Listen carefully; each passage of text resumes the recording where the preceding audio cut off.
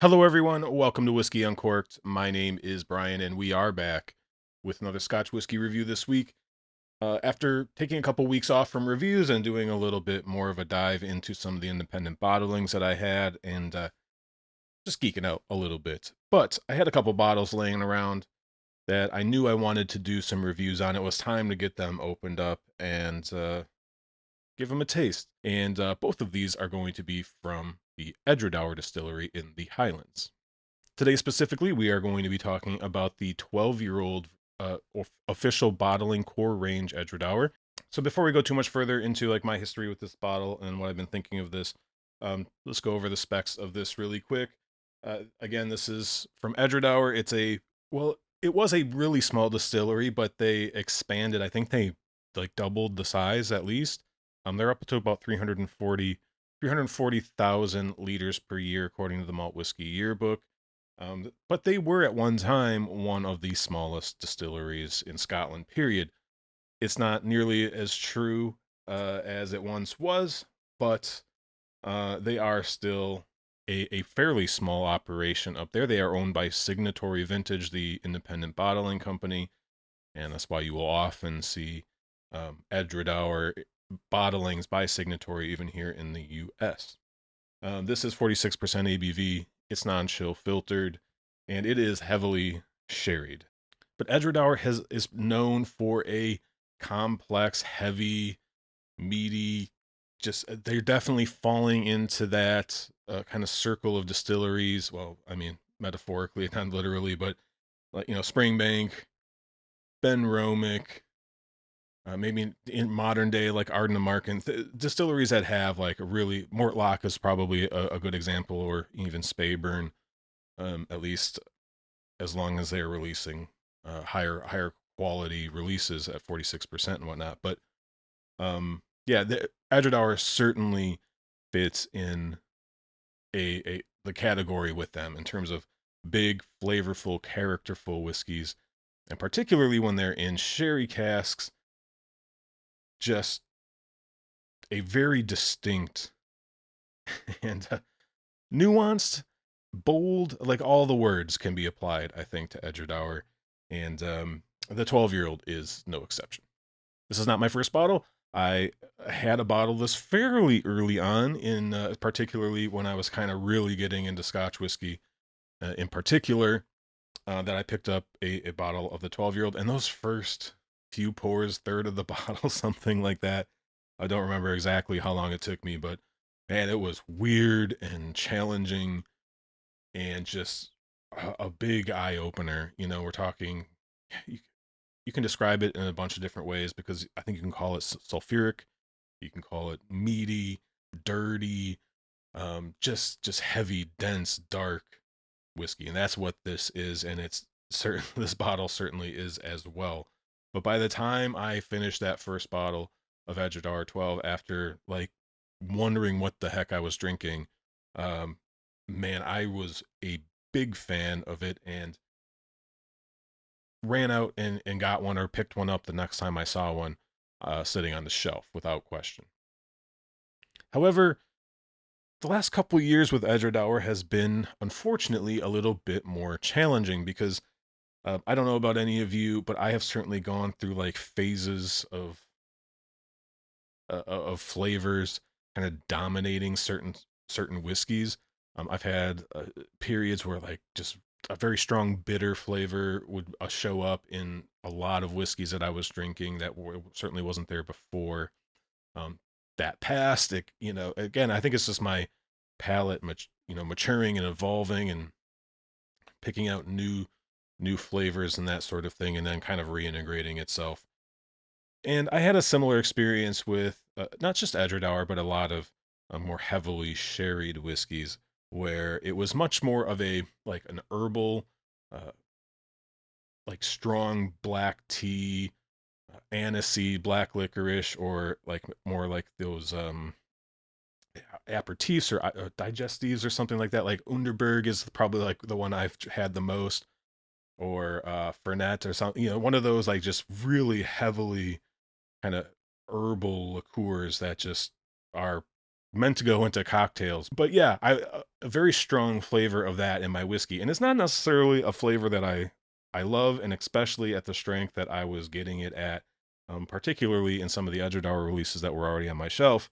Um, it was it wasn't something I was particularly enjoying. So that's part of the reason why this particular bottle has been hanging out on my shelf, just waiting for me to find a reason to get around to opening it. But it seems like I'm kind of on the downward slope of that whole kind of very herbal forward experience with some but not all sherried whiskeys. I think probably it had more to do with like European oak. That's my theory at least, because it wasn't all sherries. I'm sherried whiskeys. I assume that if it was an American oak sherry cask that the whiskey was aging in it wasn't going to carry as strong of those flavors. But yeah, man, it was intense, and now I'm kind of back to closer to what I remember Edradour, which is great because Edradour at one time I absolutely would have said is one of my favorite distilleries in Scotland. I think it still is. I have not only tasted a few of their kind of different casks, like the Madeira. I said I have a Sauternes cask. I think there's like a Burgundy cask, even some red wine casks that I've really liked. Didn't necessarily own a bottle of them. They're not super cheap. Um, it's again small distillery, limited outturn, and all that stuff. But I'm pretty selective with them over the years, and but I have gotten to at least taste quite a few of them, and have enjoyed basically everything other than their really heavily sherried options over the last couple of years. Um, and of course, they also have the Balakan heavily peated line, but we're going to talk about the Edradour today. And luckily, I do think, as I mentioned, my palate is much closer, but it's almost like I'm relearning this one a little bit.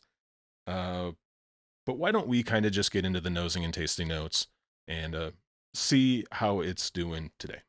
All right, so as you can see from the bottle, I held it up before. This is a very dark whiskey. You expect some pretty big sherry notes. This is almost certainly Oloroso. As I mentioned, I assume this has got to be European oak due to that very kind of herbal, spicy sort of quality that is often found in Edradour. But let's see what I'm picking up here on the nose. Yeah, it's one of the thickest, densest, like 46% ABV official bottlings out there. It's heavy, it's dark, it's thick, it's full. I can nose a little bit of that kind of herbal, kind of black tea, like a black tea bag. Like if you just take a tea bag of, pick your favorite black tea and smell it, like your standard run of the mill stuff that you get at the supermarket at least. And it's just like it's got that, but it's much more toned down now. I'm not picking up a ton of black licorice or aniseed, which is good. But everything else is like leather, molasses, dark wood, varnish. There are like there's red fruits, but they're dry, blackberries and raspberries and things like that. Cherry, maybe even more than raspberry. I'm not getting like anything that's really coming off as being tart. There is some caramel and vanilla that is able to kind of come out, kind of keeping it from being too like broody. But probably the number one thing that I'm getting is that's kind of helping in that regard. That's maybe bridging the gap between those two things. Is it's a citrus, it's an orange, but I think what it reminds me of is if you're in a nice cocktail bar and they take a slice of the orange peel and they hit it with a lighter or a blowtorch for a second, and then they put these kind of slightly scorched oils and they express it into your cocktail. It reminds me of that smell of it's not smoky or peaty, but kind of that kind of singed orange oil, and that kind of does a nice job of kind of bridging the gap between the super dark, heavy stuff and some of the like the little sweeter things that are able to peek through it with that kind of vanilla and caramel. But just he knows that I think it's deceptively complex. Like I think such a big experience that you can kind of just leave it at that and be happy. But if you sit there and give it some time, You can be surprised at kind of the depth of complexity here. It's yeah, it's certainly a little bit off of my core preference lately. Especially again, I have been uh, not avoiding. I have been trying to kind of work through some of the challenges I've had with this style of whiskey, but it's something that again I'm kind of relearning this one a little bit because I have avoided this style, but generally speaking, it's pretty hard not to be impressed by the nose here. Just the degree of aroma that is coming out of the glass. So, with that, why don't we jump into the palate, see how it's tasting, and then we'll talk about score and value as well. Cheers. There's absolutely nothing wrong with the viscosity or mouthfeel, but I think every time I take a sip of it, I'm almost expecting it to be syrupy, like a cough syrup, a Robitussin, something like that. And there are elements to this, both on the nose and the palate. Like I think that's a little harsh, but certainly if you were to call out some cherry cough syrup, I think um, that would be accurate.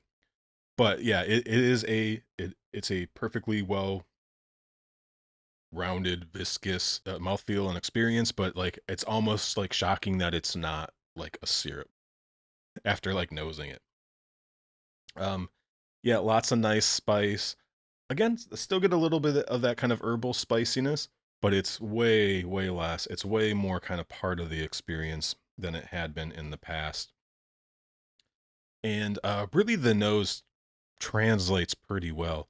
There's some sweet things happening, but they're struggling to keep up, but they're kind of hanging in there, right? A little bit of kind of toasted vanilla and maybe just a little bit of caramel, maybe not as much as I was getting on the nose. Yeah, the back half is kind of where it really darkens up. You're getting into the coffee, dark chocolate range. There is a little bit of kind of red wine tannin sort of sensations happening. It's a little bit kind of drier.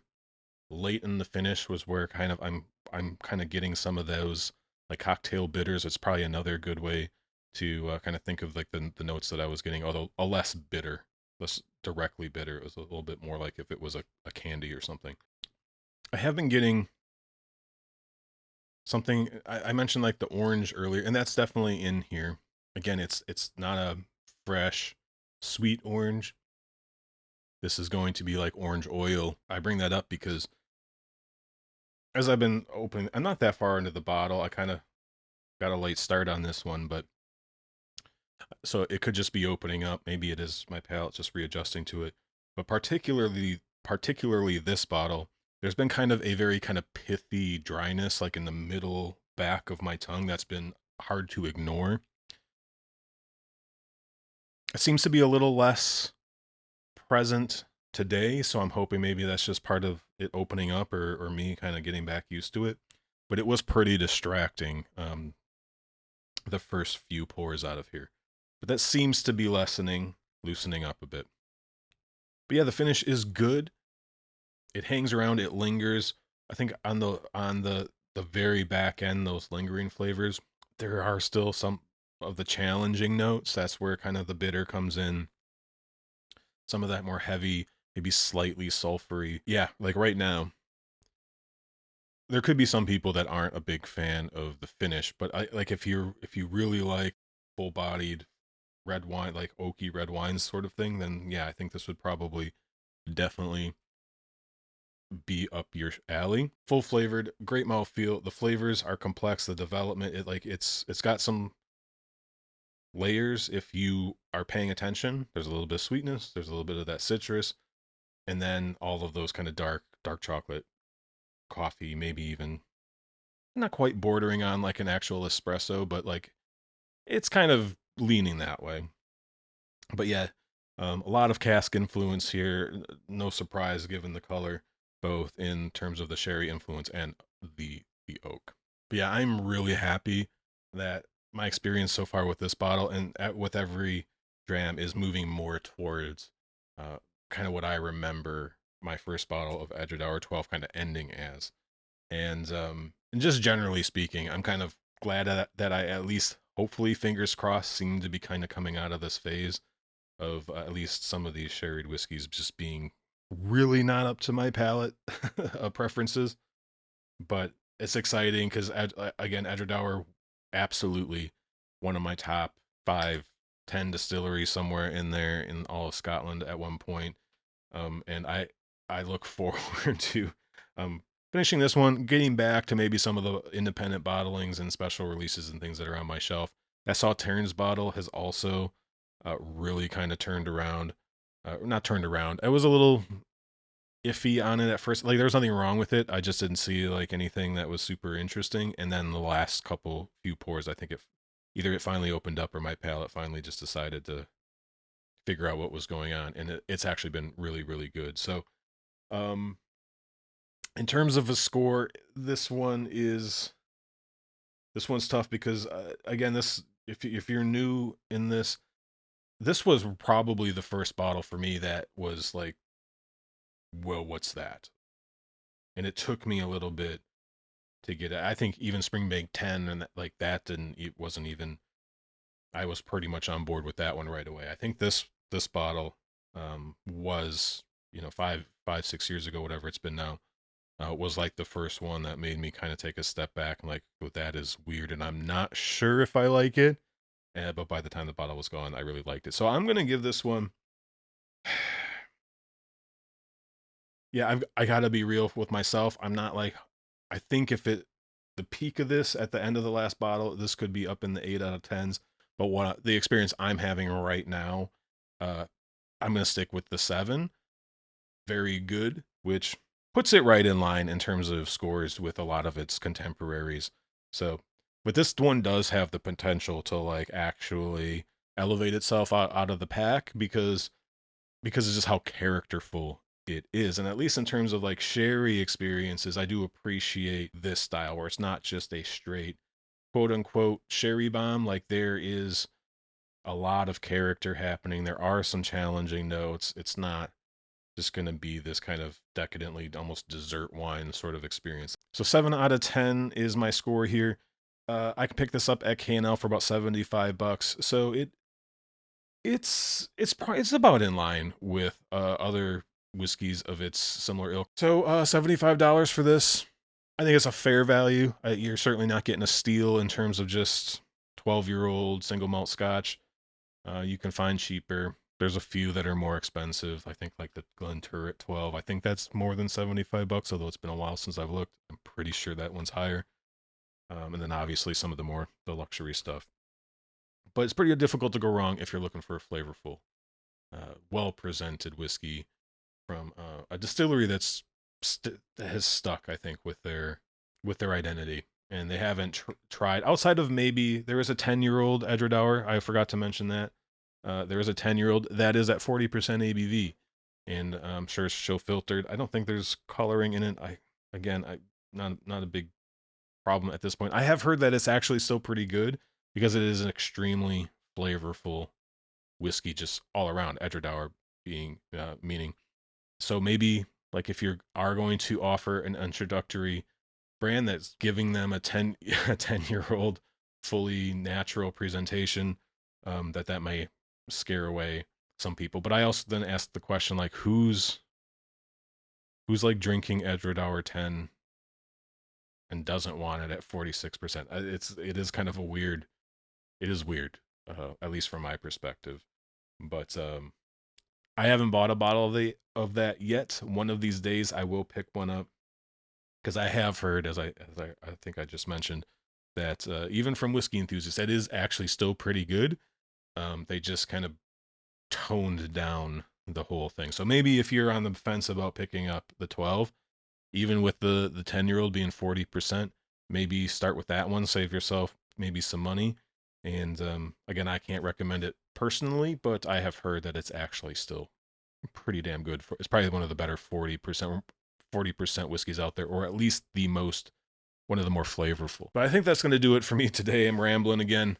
Thank you so much for joining me this week. I do appreciate all your kind comments about the last few videos. It feels great to know that I can do something a little different, maybe a little something that is a little more natural for me than sitting here trying to like analyze and judge a whiskey. But it's good to know that I can do that, and it's not just gonna get like 10 views and nobody watches it.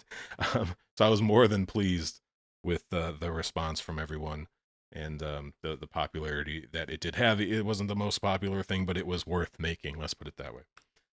So thank you all for your kind comments. As always, let me know in the comments this week what you think of Edradour. Have you had any kind of weird phases in your whiskey journey where there was just a flavor that was maybe preventing you from enjoying whiskeys you knew that before you enjoyed? Have you ever kind of gone through phases of flavors?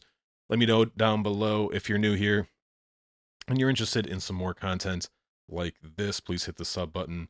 And if you made it all the way to the end, I hope you can hit the like button and you're not super mad that you stayed. But regardless, I appreciate the fact that you did. And next week, I'm pretty sure we should have another review for you. We should be talking about the Balakin 10-year-old, the other official bottling here. A pretty damn tasty bottle, and one that I think presents itself much differently than this one. But we'll talk more about that next week. And until then, thank you again for watching Whiskey Uncorked. I am Brian, and cheers. Take care.